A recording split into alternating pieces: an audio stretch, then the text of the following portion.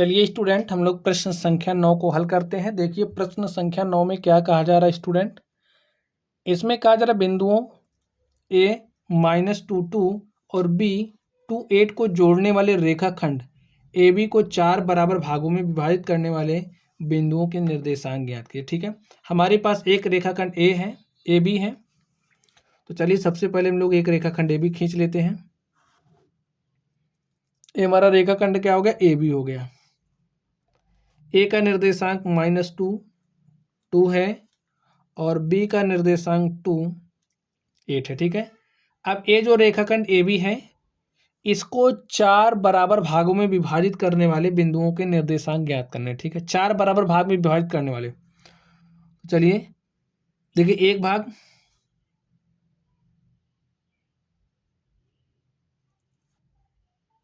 देखिए ये जो ए बी है 4 बराबर भागों में बढ़ चुका है। 1 भाग, 2 भाग, 3 भाग, 4 भाग। तो कितने बिंदु हैं देख लीजिए। बी है, इसको हमने नाम दिया सी, इसको हमने नाम दिया डी और इसको हमने नाम दिया ई। ठीक है, सी का जो निर्देशांक है इसको हम मान लेते हैं x1 y1। ठीक है, डी को मान ले रहे हैं इसका निर्देशांक x2 y2 है और ई का जो निर्देशांक है मान लेते हैं x3 y3 है। ठीक है, सॉल्यूशन लिखिए।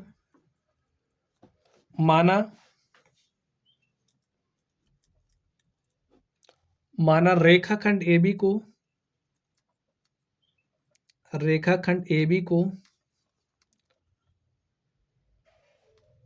को बिंदु C जिसका निर्देशांक x1 y1 है, बिंदु D जिसका निर्देशांक x2 y2 है तथा बिंदु E जिसका निर्देशांक x3 y3 है। माना रेखाखंड AB को बिंदु दिस 4 बराबर भागों में विभाजित करता है। ठीक है,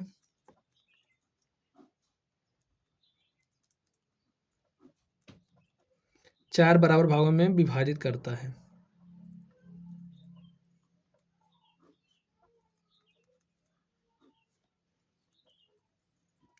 स्टूडेंट अब आप लोग समझिए,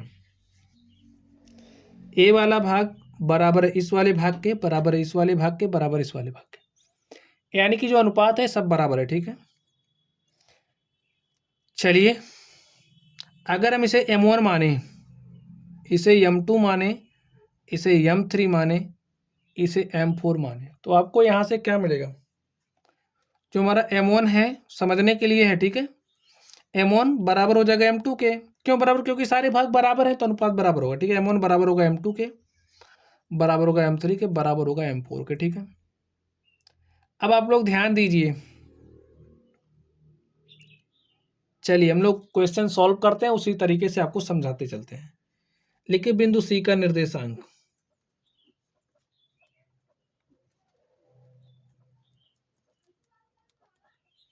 बिंदु सी का निर्देशांक। अब ये जो बिंदु सी है रेखाखंड ए बी को किस अनुपात में विभाजित कर रहा है, आप बताइए सबसे पहले।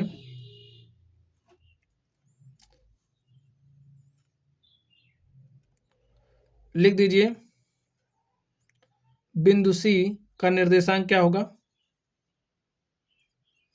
यहां पर देखिए x1 y1 माना है तो x1 = क्या हो जाएगा। सबसे पहले आप फॉर्मूला लिखिए।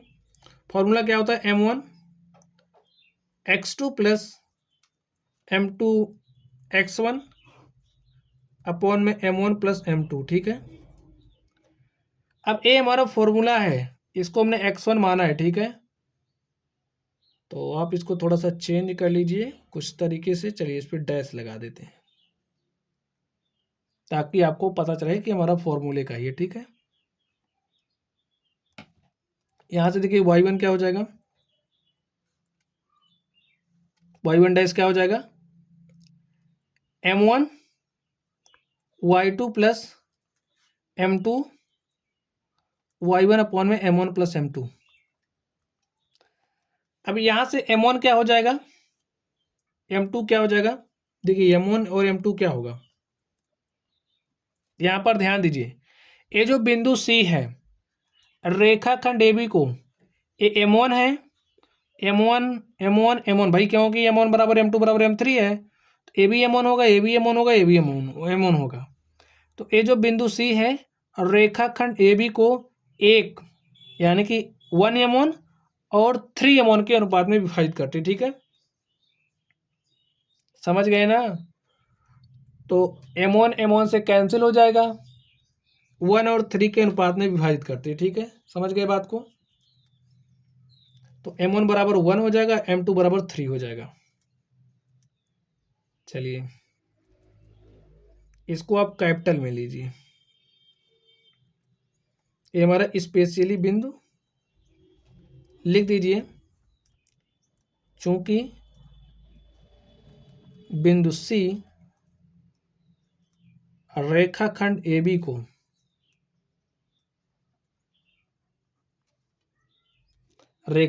को देखिए M1 और 3 M1 और M2 plus M3 plus M4 के अनुपात में विभाजित करती है। M1 बराबर M2 बराबर M3 लेंगे तो ये हमारा क्या हो जाएगा, 3M1, और यहां से मिलेगा 1/3, जो 1/3 के अनुपात में विभाजित करता है, ठीक है, ये बात आप लोग समझ गए होंगे। इसीलिए जो हमारा M1 है बराबर 1 हो जाएगा, कैपिटल M1, यानी कि इसका और इसका, ठीक है। या फिर ऐसे भी लिख सकते हो, जो AC और BC का अनुपात है वो क्या है, 1/3, यानी कि 1 और 3 है। चलिए हल करिए इसको। x1 डैश क्या हो जाएगा, M1 का मान क्या है 1, इंटू में x2, और x2 का मान 2 है, प्लस M2 का मान 3 है, x1 का मान -2 है। M1 प्लस M2 1 प्लस 3 4 हो गया। चलिए y1 डैश निकालते हैं, यहाँ पर भी आप डैश ही कर लीजिए, ए बी को बिंदु C x1 dash y1 dash, ठीक है, क्योंकि फॉर्मूले में x1 x2 था तो आप लोग अलग कर पाओ इसलिए हमने कर दिया। y1 डैश क्या हो जाएगा, M1 का मान 1 है, y2 का मान 8 है, प्लस M2 का मान 3 है, और y2 M2 हो गया ना, y1 लिखना है, सॉरी, तो यहाँ पर 2 लिखिए, और 1 प्लस 3 करेंगे 4 हो जाएगा। हल करिए, 1 गुणे 2 करोगे तो 2 आएगा, -2 गुणे 3 करोगे तो -6 हो जाएगा, अपॉन में 4। ये हमारा x1 डैश हो गया। यहाँ से देखिए y1 डैश क्या हो जाएगा, 8 1 के 8 प्लस 3 दूनी 6 बटे में 4, -6 प्लस 2 तो -4 बटे में 4, यहाँ से क्या आ गया -1। यहाँ पर देखिए क्या हो जाएगा y1 डैश, 8 6 14 बटे में 4, 2 7 14, 2 दूनी 4। तो ये जो बिंदु आप C देख रहे हो, बिंदु C का निर्देशांक हमारे पास क्या आ गया, -1 और 7/2, ठीक है, बिंदु C का निर्देशांक आ गया है। चलिए अब इसी तरीके से हम लोग बिंदु D का निर्देशांक निकालते हैं। लिखिए बिंदु D, अब हम डायरेक्टली लिख दे रहे हैं, ठीक है, बिंदु D रेखाखंड AB को, रेखाखंड AB को देखिए भाई, ए बिंदु D है, अगर हम लोग AD और BD के अनुपात की बात करें, देखिए AM1 है भाई, ए भी M1 होगा क्योंकि दोनों भाग बराबर है, तो 2M1 और यहाँ से 2M1 यानी कि मध्य बिंदु है, ठीक है। बिंदु D रेखाखंड AB का मध्य बिंदु है। मध्य बिंदु कैसे, क्योंकि ये वाला अनुपात इसके बराबर है। बिंदु D रेखाखंड AB का मध्य बिंदु है, इसलिए बिंदु डी का निर्देशांक क्या हो जाएगा? देखिए ये जो हमारा x2 है इसको भी डैश ही आप बना लीजिए ताकि आप लोग अलग कर पाए। ठीक है, तो x2 डैश क्या हो जाएगा? x1 प्लस x2 अपॉन में 2। तो x1 का मान क्या है? देखिए -2 है। x2 का मान कितना है? 2 है, अपॉन में 2। y2 डैश क्या हो जाएगा? y1 प्लस y2, तो 2 प्लस 8 अपॉन में 2। हल कर लीजिए, -2 प्लस 2 0/2 हो जाएगा, और यहाँ से हो गया 0। जो हमारा x2 डैश है वो आ गया है 0। यहाँ से देखिए 2 प्लस 8 10/2, 2 1 के 2, 2 पंचे 10, और यहाँ से हमारा y2 डैश क्या आ गया? 5। तो जो बिंदु डी है, बिंदु डी का निर्देशांक क्या आ गया? 0 5। ठीक है, तो बिंदु डी का भी निर्देशांक निकल गया। चलिए अब हमारा ए वाला जो बिंदु है, बिंदु ई के निर्देशांक को निकालते हैं। तो लिखिए बिंदु ई का निर्देशांक,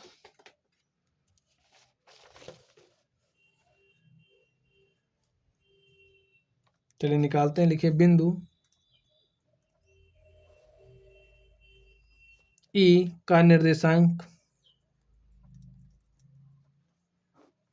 अब आप लोग समझ लीजिए यहीं से जो बिंदु ई है, देखिए ए m1 है, ए बी m1 है, ए बी m1 है, 3 m1 हो गया, और यहाँ से m1।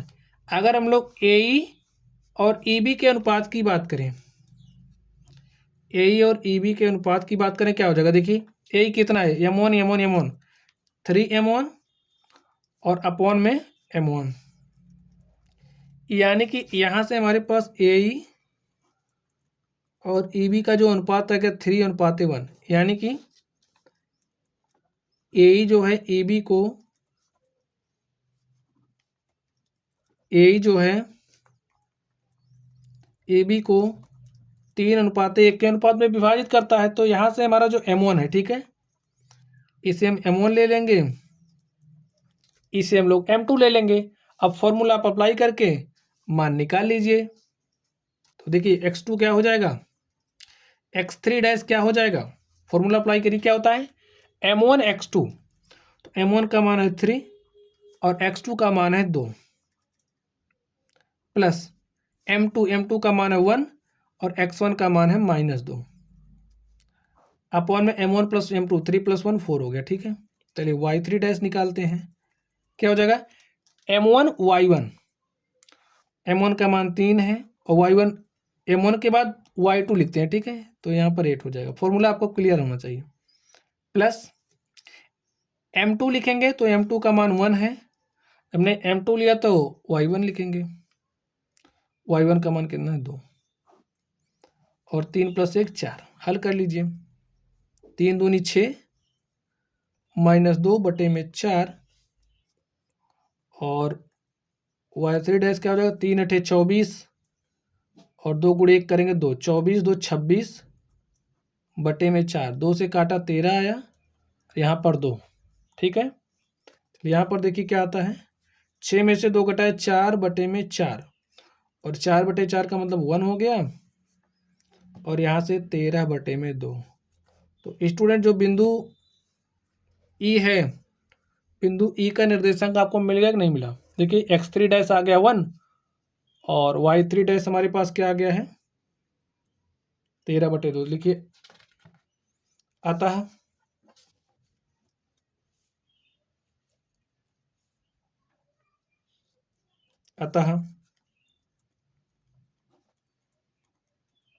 बिंदु ई के निर्देशांक,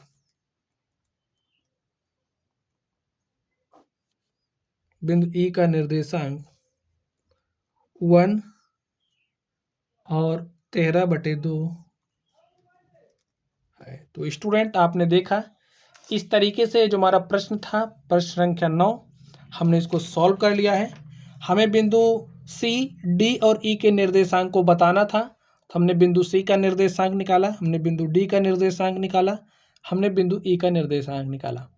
तो आई होप सारी चीज़ें आप लोगों की समझ में आ गई होंगी। अगर आप लोगों को कोई भी डाउट हो तो कमेंट बॉक्स में कमेंट करना। वीडियो पसंद आए तो वीडियो को लाइक कीजिएगा, चैनल पर नए हो तो चैनल को सब्सक्राइब कीजिएगा। तो चलिए आप लोग पढ़ते रहिए। Thank you.